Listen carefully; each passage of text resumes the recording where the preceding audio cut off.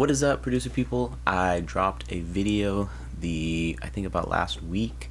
My entry into the wawawa remix contest. I didn't win, but I was still super happy with how the whole thing turned out. I thought it sounded awesome. I mean, like, I don't usually say this about my beats, but like when put with the lyrics and everything and the flow of how it went, that's something that I feel like I could just like listen to honestly in the car or whatever, because I just really liked how it turned out. But anyways, I wanted to show you guys how I made the beat for the wawawa remix with Y2K Baby No Money. Let's go. Here we are in the DAW. So obviously they sent this to us. Got these ladies running back. Yeah, lately I've been wondering where you at. All the lyrics, they're all totally mixed, totally ready to be used. And they had even sent the stems for the actual beat itself. Now, if you haven't heard the actual beat, you can go listen to the actual song. I don't want to play it because of copyright, obviously, but it is more of like a much more summery type of vibe, and I felt like it would be kind of cool if this had a more, as I put, a moodier vibe. I don't know, it just sounded like it could be a little go a little harder the song. So here's what we did. We took this flute and I just made this little pattern right here.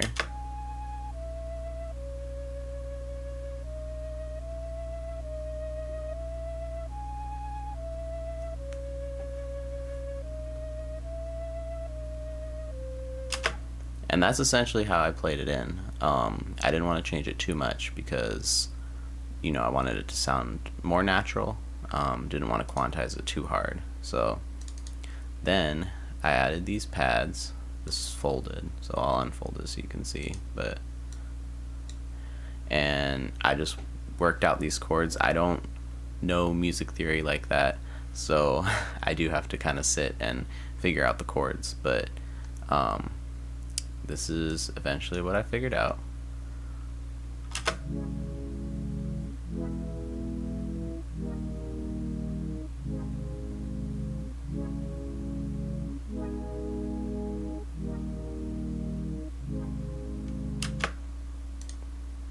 And on here I learned, so Ableton doesn't have I guess FL Studio has a strum thing, which would be really handy to have in Ableton, but you know, every DAW has their things they have and the things they don't. So the way to kind of do that in Ableton is you take the arpeggiator and you put the rate at here, you turn this to off, the retrigger, and then style up. So it's strumming up. And then note length, you want to have it on. Length is about right there. Now, depending on where you put the note length is how long it's going to actually hold while arpeggiating. So I just made sure that it was at the right length that sounded good, because if you go too far, then it's like holding too long and bleeding into the other notes. So that is the only thing that's a little annoying, is you have to figure out like how long the note should go for. Alright, then I added these plucks going in the back.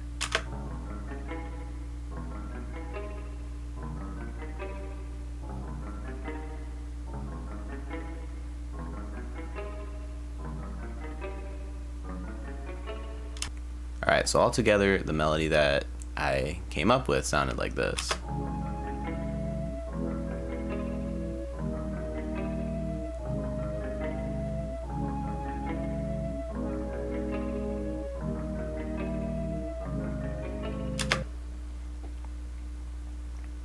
And then we started adding the drums.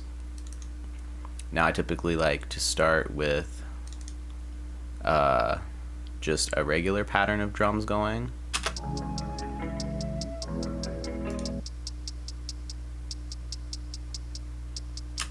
And then of course leave the third empty so that the clap or snare or whatever I put in there has room to breathe. I like to put some reverb on it because it makes it sound a little more interesting to me. And then of course the auto pan, so it goes back and forth in the ears, just makes it a little more interesting. And then I like to add a second layer of hi-hats, just doing stuff that's a little different.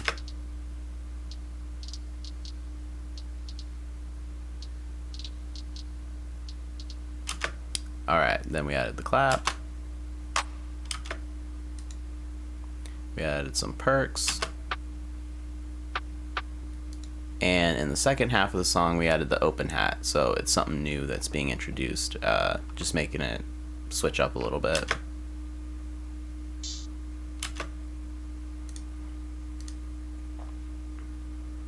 Added the little money counter sound for when he says counting up this money. And then this one was just something that I thought was really funny. I added, because he makes a comment about 1, 2, 3, 4, 5, 6, 7, 8. I think he counts up to like 11 or something. And he's like, yeah, this baby can count. And so I thought it was pretty funny to just put the actual count from Sesame Street in as just something that would make me laugh. I don't even know if anyone would notice. And then of course we have the kick.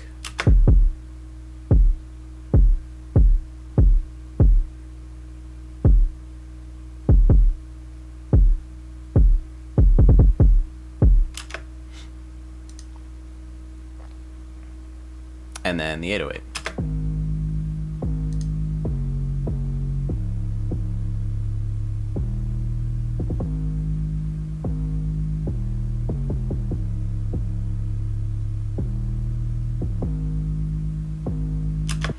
Now, one of the ways that I differentiated between this is the hook and then this is just the verse was I just shortened the 808 is all. So on this one, see, they're connected and they go right into each other, as opposed to here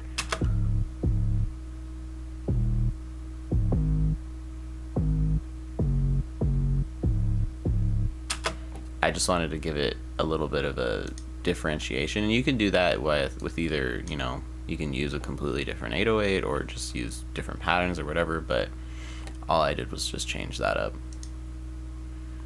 And then finally, just add a little ambience. I went with the playground. Yeah, then I just arranged it on a couple parts. I had stuff go up an octave. I especially liked dropping out the entire song, like, you know, the whole melody, because then when it comes back, it just sounds like that much stronger. Had a girlfriend for a week, she spent my money. I don't want to talk no more. I don't want to 10K feet. I need 20. I don't want to talk. I loved how that sounded, or I would leave even just like one end. She's talking curves. I'm fine, I'm fine, I'm fine, I'm fine. When I'm counting up these rags for tags, I've been counting up these stacks. Got these ladies running back. And that was when it was up. And that was when we jumped up an octave. And then right here, I wanted to have a little bit of a build up without necessarily having a riser. And so what I did was I used the kick instead. If you see here, I have the kick going boom, boom, boom, and then even into a triplet kick. So you just feel it increasing in almost urgency as we're going.